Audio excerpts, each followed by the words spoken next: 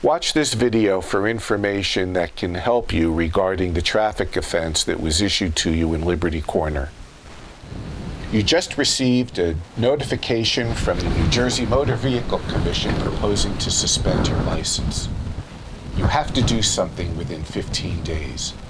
You have to see an attorney to help you avoid this suspension. If we don't request a hearing, you're going to lose your driving privileges by the date contained in that notice.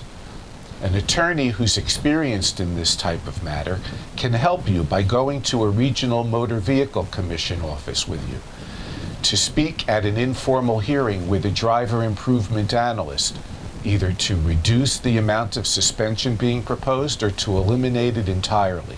But you have to act immediately. Call me at the number listed below.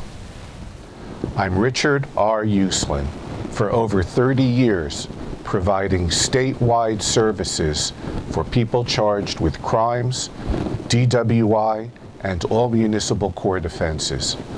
For more information, visit my website indicated on this video, or speak to another experienced, reputable, and dedicated attorney.